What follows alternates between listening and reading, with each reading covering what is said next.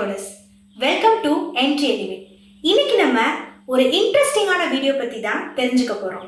Web டெவலப்பரா இருக்கீங்க அப்படின்னா நீங்க வெப்சைட் மேக் பண்ணும்போது நிறைய மிஸ்டேக்ஸ் நம்ம பண்ணுவோம். ஸோ எந்த மாதிரி மிஸ்டேக்ஸ்லாம் நீங்க அவாய்ட் பண்ணணும், ஒரு வெப் டெவலப்பர் எந்த மாதிரி மிஸ்டேக்ஸ்லாம் கண்டிப்பா செய்யவே கூடாது அப்படிங்கிறத இந்த வீடியோல நீங்க தெரிஞ்சுக்குவீங்க. ஸோ வாங்க என்னென்ன மிஸ்டேக்ஸ்லாம் அவாய்ட் பண்ணலாம் அப்படிங்கிறத தெரிஞ்சுக்கலாம். நீங்க ஒரு வெப் டெவலப்பரா இருக்கீங்க. ஸோ வெப் டெவலப்மெண்ட் நீங்க கத்துக்கும் போது நிறைய நம்ம வெப்சைட்ஸ் மேக் பண்ணுவோம். ஸோ எல்லாருமே வெப்சைட்ஸ் மேக் பண்றாங்க, பட் நிறைய மிஸ்டேக்ஸோட பண்றாங்க. சில மிஸ்டேக்ஸ்னால தான் அவங்களோட வெப் பேஜஸ் அந்த அளவுக்கு ஒரு ரீச் இருக்காது.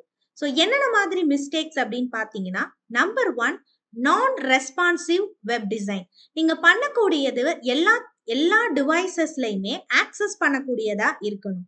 அது ரொம்ப ரொம்ப இம்பார்ட்டன்ட். நம்ம பண்ணக்கூடிய வெப்சைட்ஸ் பாத்தீங்கன்னா tablet, computer and mobile. So இந்த மாதிரியான எலக்ட்ரானிக் கேட்ஜெட்ஸ் எல்லாத்துலயுமே நமக்கு வெப்சைட்ஸ் ஓப்பன் ஆகணும். ஸோ ரெஸ்பான்சிவான வெப் டிசைன்ஸ் பண்றது ஒரு வெப் டெவலப்பரோட இம்பார்ட்டன்டான work. Most of the users பாத்தீங்கன்னா வெப்சைட்ஸ் எல்லாத்தையுமே மொபைல் போன்ஸ்ல பார்த்துட்டு இருக்கோம். ஸோ இதே மாதிரி டேப்லெட், ஸோ அதர் கேட்ஜெட்ஸ்ல பார்த்துட்டு இருக்கிறதுனால நம்ம மேக் பண்ணக்கூடிய ஒரு வெப்சைட் எப்படி இருக்கணும் அப்படின்னா எல்லா டிவைசஸ்க்கும் அக்செப்டன்சில இருக்கணும். ஸோ நம்ம ஒரு வெப்சைட் பண்ணும்போது இந்த பாயிண்ட்டை நம்ம நோட் பண்ணிக்கணும். அண்ட் செகண்ட் பாயிண்ட் என்ன அப்படின்னா slow web page loading process அப்படின்னு சொல்லலாம். ஸோ நம்ம செய்யக்கூடிய web pages and web services பாத்தீங்கன்னா லோடிங் ஸ்பீட் கம்மியா இருக்கணும்.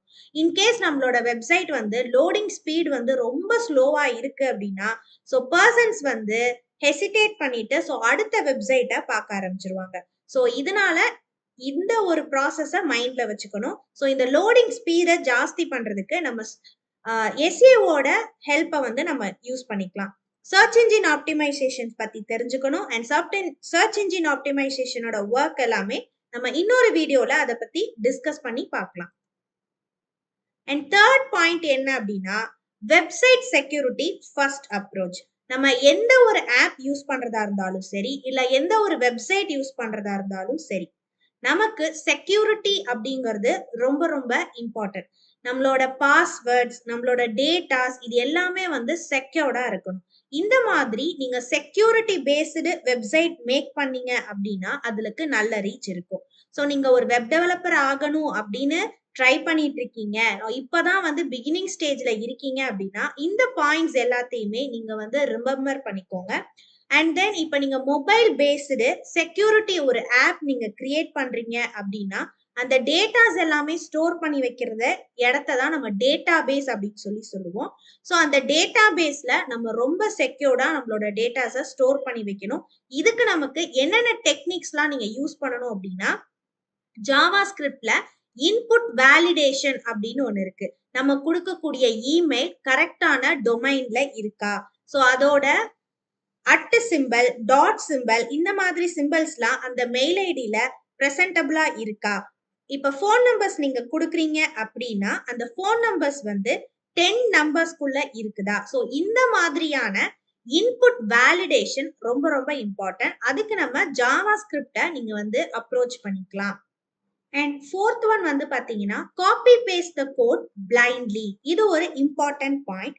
இதை நான் ஏன் சொல்றேன் அப்படின்னா நிறைய பேர் பிகினிங் ஸ்டேஜ்ல கோடிங் பண்றதுக்கு சிரமப்படுவீங்க. ஸோ அப்ப என்ன பண்ணுவாங்க அப்படின்னா இதே டாபிக் ரிலேட்டடா நெட்ல சர்ச் பண்ணி பார்ப்பாங்க. ஸோ அதுக்கு ரிலவெண்டா கோடிங்ஸ் நமக்கு நெட்ல அவைலபிளா இருக்கும். ஸோ அதை அப்படியே வேரியபிள்ஸோட நேம் கூட சேஞ்ச் பண்ணாம காப்பி பேஸ்ட் பண்ணி நீங்க ப்ரோக்ராம் பண்ணீங்க அப்படின்னா கண்டிப்பா அது ஃபெயில் தான் ஆகும். ஏன் சொல்றேன் அப்படின்னா நம்மளோட கிளையண்ட் எதெல்லாம் இம்பார்ட்டன்ஸ் கொடுக்குறாங்க, ஸோ நம்மளோட வெப் பேஜ்ல எதுக்கு நம்ம இம்பார்ட்டன்ஸ் கொடுக்கணும், நேவிகேஷன் பார் எந்த மாதிரி இருக்கணும், ஃபூட்டர் செக்ஷன் எப்படி இருக்கணும், சைட் பார் எப்படி இருக்கணும், அண்ட் ஆர்டிகல் செக்ஷன்ஸ்ல நீங்க என்னென்னலாம் கொடுக்க போறீங்க அப்படிங்கறத டிஸ்கஸ் பண்ணிக்கணும். ஸோ இந்த மாதிரி காப்பி பேஸ்ட் ஒர்க் கண்டிப்பா பண்ணாதீங்க. ஸோ நீங்க பண்றதா இருந்தாலும் அதோட லாஜிக்கை அண்டர்ஸ்டாண்ட் பண்ணிக்கணும். அதுல இருக்கக்கூடிய வேல்யூஸை சேஞ்ச் பண்ணிக்கணும். அதுல இருக்கக்கூடிய சின்டாக்ஸை நீங்க பாத்தீங்கன்னா காமனா அண்டர்ஸ்டாண்ட் பண்ணிக்கணும். ஸோ இதுக்கப்புறமா நீங்க உங்களோட கோடிங்ஸை நீங்க மாத்திக்கலாம். சோ இந்த மிஸ்டேக் எப்பவுமே ஒரு டெவலப்பரா நீங்க பண்ணவே வேண்டாம். அண்ட் ஃபைனலா வந்து பாத்தீங்கன்னா இதுவும் ஒரு இம்பார்ட்டன்ட் பாயிண்ட் தான். Auto playing video with high volumes அப்படின்னு சொல்லலாம். நிறைய வெப்சைட்ஸ்ல வந்து பாத்தீங்கன்னா ஃபோக்கஸிங் ஆன் மணி பர்பஸ்ல நிறைய பேர் என்ன பண்ணுவாங்க அப்படின்னா ஆட்ஸ் எல்லாத்தையுமே வந்து வீடியோஸா கன்வெர்ட் பண்ணி அவங்களோட வெப்சைட்ஸ்ல போஸ்ட் பண்ணுவாங்க. ஸோ இதுல வந்து பாத்தீங்கன்னா அன்ரிலவென்ட் கண்டென்ட் இருக்கும், டூ மச் நாய்ஸஸ் இருக்கும், and large files of audio and video இருக்கிறதுனால உங்களோட லோடிங் ஸ்பீட் ஆஃப் வெப்சைட்ஸை வந்து கம்மி பண்ணும். அண்ட் அன்வான்ட் வார்னிங்ஸ் வந்து நமக்கு கேட்டுட்டே இருக்கும். ஸோ நீங்க ஒரு விஷயத்தை பத்தி தேடி ஒரு வெப்சைட்டை நீங்க ஓபன் பண்ணி படிக்கிறீங்க அப்படின்னா அன்ரிலவென்டான வெப்சைட்ஸ் அண்ட் அன்ரிலவென்ட் வார்னிங் மெசேஜஸ் வந்து உங்களை டிஸ்டர்ப் பண்ணிக்கிட்டே இருந்தது அப்படின்னா அந்த வெப்சைட்குள்ள நீங்க திருப்பி போக மாட்டீங்க. ஸோ அஸ் அ டெவலப்பரா நீங்க கிரியேட் பண்ற ஒரு வெப்சைட்ஸ்ல வந்து இந்த மிஸ்டேக்ஸ் வந்து நீங்க பண்ண வேண்டாம். ஸோ அதர் ரீசன்ஸ் அப்படின்னு சொல்லிட்டு ஒரு 4 பாயிண்ட்ஸ் நான் மென்ஷன் பண்ணியிருக்கேன். இது எல்லாமே கூட அதர் ரீசன்ஸ்னு நம்ம சொல்லலாம். அவுடேட்டடா இருக்கக்கூடிய HTML டேக்ஸை வந்து சில பேர் யூஸ் பண்ணுவாங்க. இப்ப வந்து பாத்தீங்கன்னா நம்ம HTML5 வந்து யூஸ் பண்ணிட்டு இருக்கோம். ஸோ HTML4 கோடிங்ஸ்ல இருக்கிற சில டேக்ஸை வந்து பாத்தீங்கன்னா இப்ப இருக்கிற மாடர்ன் எடிட்டர்ஸ் வந்து சப்போர்ட் பண்ணாது.